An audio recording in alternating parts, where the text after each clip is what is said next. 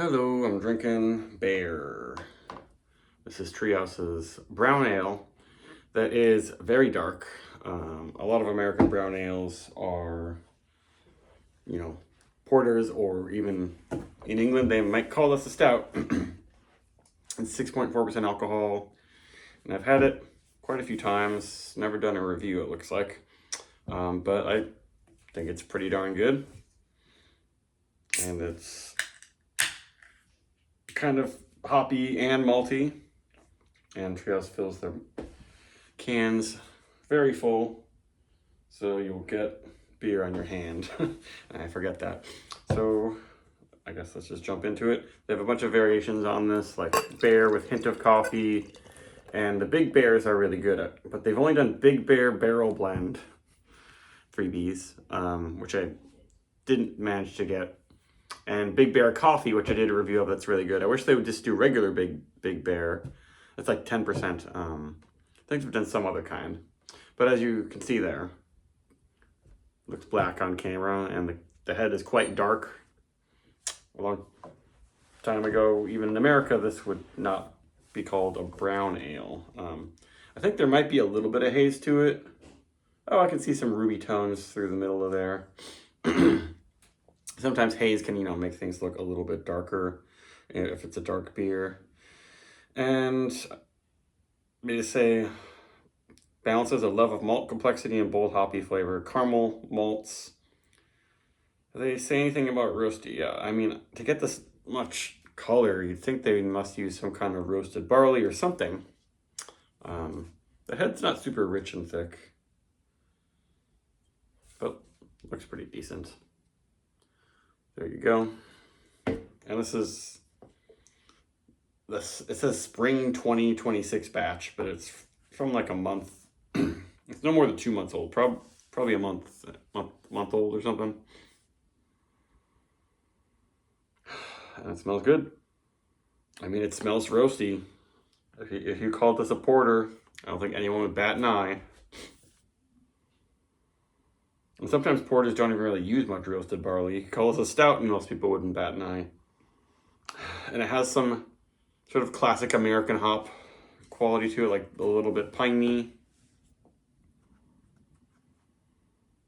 A little bit of a slight citrusy note. It doesn't like come out as a juicy, ripe specific citrus, just like sort of like fruit cake with citrus rind.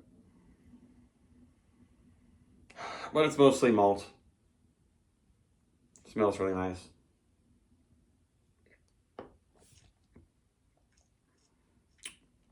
Has a good amount of body, but doesn't come off as very sweet. And in the finish, you definitely get roast in there. Like, they gotta use roasted barley in this.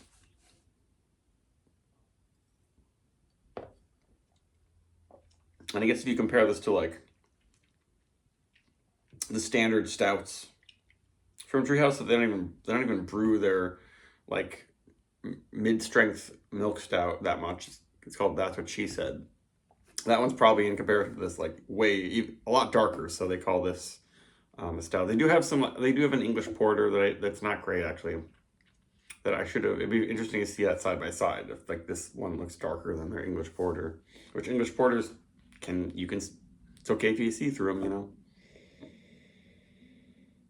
Yeah, just really nice, sort of fresh coffee. It's like coffee and hops.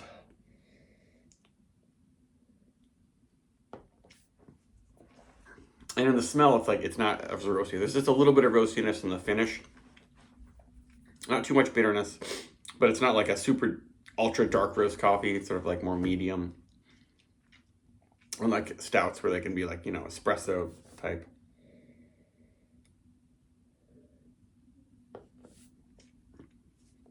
And it kind of coats your tongue and has like a smooth, seemingly foolish body, but then you swallow it. And then it goes away and your tongue dries out. It's pretty hoppy actually. But I guess you could probably give this to someone who likes brown ales and stouts, and if you don't say it's hoppy, they'll like it. Just don't say that because a lot of people are averse to the hops. So I guess mostly just non-craft beer drinkers. But this is pretty nice. It gives you lots of malt flavor and complexity, roastiness. Not quite caramel, more like a little bit of a toffee note to it. But then it's very drinkable. It's not, you know, super thick. The head looks a little nicer on that second pour. Yeah, a little bit denser creaminess on top there.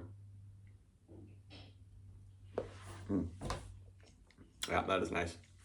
And the head's been sticking around really nicely too.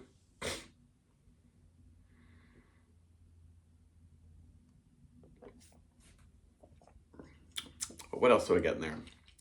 It doesn't quite get molassesy. More like a brown sugar, slight caramelized sugared flavor. And yeah, definitely lots of medium-ish roast coffee. They say toffee, citrus, pine, yeah. Caramel malts, roasted nuts. Oh yeah, I guess it's nutty.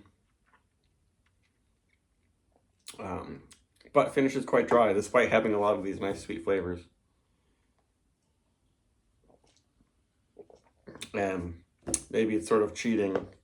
It's like how a lot of times people might make actually no, I was trying to think how, like, oh, they make pale ales that are stronger, but most breweries, they don't call something that's 6.5% a pale ale because it probably won't sell as well.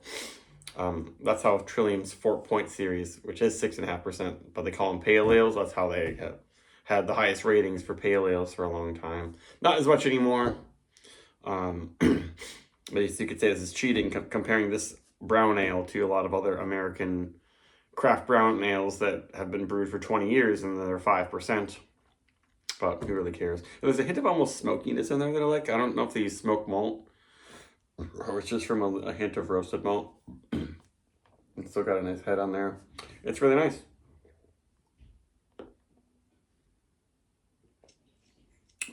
I give it 4.25.